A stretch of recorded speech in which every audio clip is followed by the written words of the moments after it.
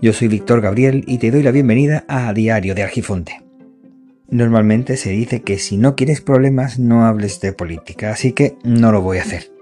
Solo voy a plantear algo y quizás lance alguna pregunta. Vivimos tan en el momento que solo miramos la lucecita que nos encienden delante. Ahora tenemos una lucecita, si no mejor dicho, un foco enorme que nos está deslumbrando. Pero antes del COVID también mirábamos al norte, al este, al oeste, pero al sur mejor no. Antiguamente las preparaciones de la guerra no eran cosa de días ni de meses, sino de años y hasta de décadas. Comprar armamento, preparación de pertrechos, logísticas, adiestramiento y lo más importante, la preparación del escenario para evitar las represalias, o por lo menos que fueran las mínimas, y hasta presentarse como un acto justificado, aun siendo la parte atacante la que se mostraba como la víctima. Y sí, bueno, vamos a ver. Resulta que España es un país que suele elevar quejas a la ONU o elevar las quejas a cualquier otro lado, y eso queda muy bien, queda muy bonito, pero mientras tanto es un campo perfecto para hacer lo que otros quieran. Porque mientras que se hace o no se hace o se presta atención, pues el otro va haciendo lo que le da la gana. Vamos a ver, Marruecos lleva bastantes años comprando armamento y si hace unos años su barco insignia podría decirse que era una patrullera, ahora se puede decir que tiene una fuerza marítima importante y además de nivel oceánico. Y Argelia, lo que nos suelen decir siempre que su principal enemigo es Argelia, es que está al este, en el Mediterráneo, ahí no hay océano, ¿sabes? En fin, bueno, que en 2018 se restableció el servicio militar para hombres y mujeres y empezaron a decir que era no por prepararse para cualquier conflicto futuro, sino que era para que la gente se sintiera más arraigado, sí, más arraigado, y de esa forma no tuvieran esa sensación de peligro. Al menos los vecinos. La cosa es que un servicio militar obligatorio de 12 meses. Todo el mundo tendría esa preparación militar necesaria en caso de un conflicto. Como digo, lleva años preparándose militarmente. Ya no solamente la marina, el aire y tierra también están bastante armados y lo hace ya desde hace tiempo. La situación con el Sáhara Occidental, por una parte, con el apoyo de muchos españoles apoyando al pueblo saharaui, y por otro lado, que los campamentos están en Argelia, mucho más importante militarmente que Marruecos. Y resulta que ahora se han encontrado yacimientos de petróleo cerca de Canarias. Y claro, ahora empieza uno a preguntarse, ¿y para qué quería una fuerza marítima tan potente si resulta que su tradicional enemigo es Argelia? Pues empieza uno a hilar un poquito. Cerca de Canarias se han encontrado yacimientos de petróleo, como digo.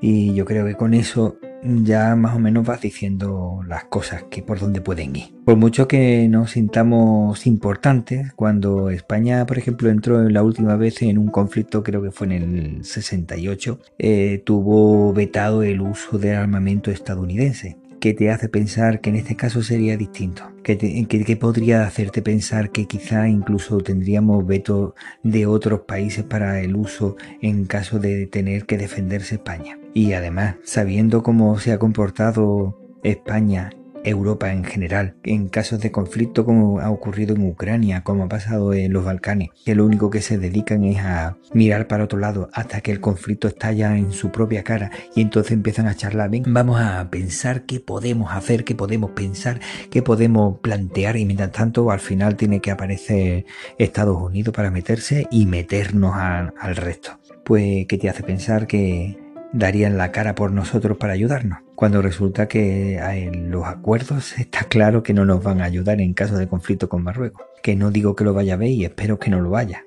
de las cosas claras. Pero te pones a mirar que Estados Unidos, en lugar de instalar en España, que se supone que es un estado que está dentro de la OTAN, donde tiene bases militares y apoyo, resulta que no, que se va a Marruecos y ahí instala sus oficinas de inteligencia e instalaciones militares muy importantes. Solo por defender sus intereses, los americanos estos simplemente serían capaces de ceder territorios de otros terceros países para suavizar la situación. Sí, y no es la primera vez que hacen en la historia que toman un territorio de otro país que no les pertenece a ellos y se lo ceden a otro para que el conflicto se relaje.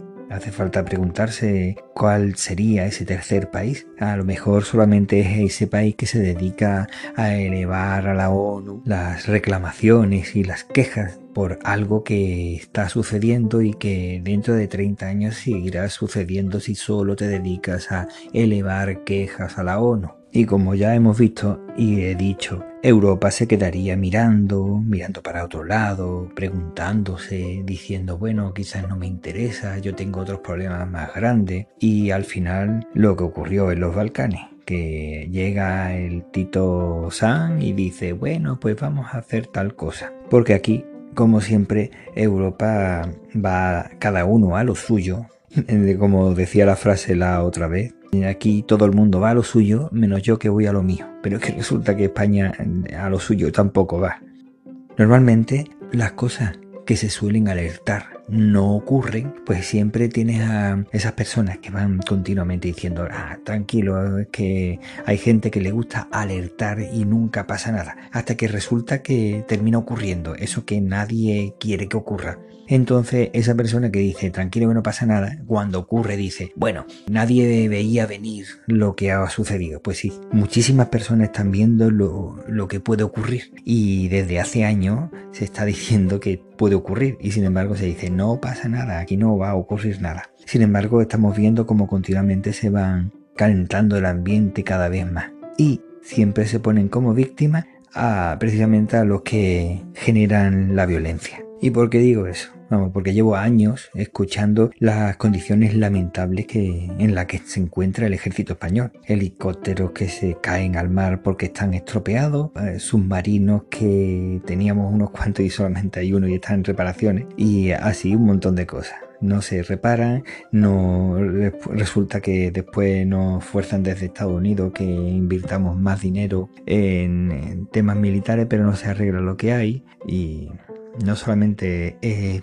tener más, sino es que de mantener lo que hay, no hace falta comprar más. En fin, yo sé que hablar del ejército y de la policía está asociado normalmente con represión. Y sí, yo sé que hay muchísimas personas que pueden estar escuchando esto y dicen, bueno, ya está hablando de un tema, de temas represivos, y en otras partes del mundo eso es así. Y además es lógico incluso pensarlo aquí, porque lamentablemente la historia da la razón a eso. Pero estaríamos preparados para defendernos, o mejor vamos a preguntar de otra forma, en lugar de defendernos, en la situación en la que estamos ahora. Si resulta que ocurre algo que no nos gusta, se produce una invasión, España, como siempre, eleva una queja a la ONU. ¿Sería más rápido coger y salir por pata como ya hizo España en la otra ocasión? ¿O vamos pensando, no sé, en pensar en hablar árabe?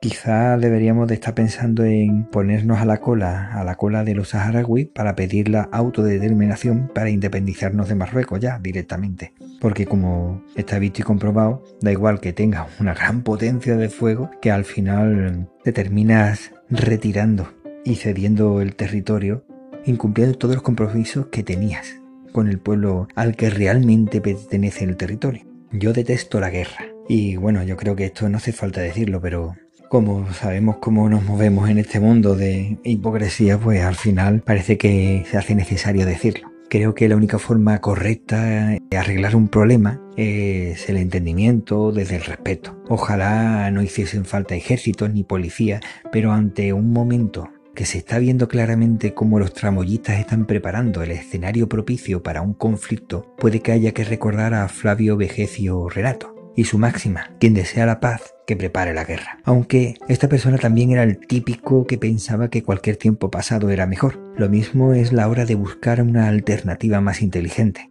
Pero ahora mismo todos están mirando hacia ese foco poderoso que nos está cegando y nos impide ver que desde hace años se están preparando ese escenario. Y ya no sé yo si hay cierta intención en que seamos simplemente personajes de relleno, seamos las víctimas, personajes secundarios, o vete tú a saber si simplemente un número en una lista de olvidados. Bueno, esto ha sido Diario de Argifonte. Ya sé que es un tema bastante serio y puede que no guste, pero ¿qué pasa si nos planteamos un poquito algo más allá del COVID? Venga, un saludo, un abrazo y cuídate mucho.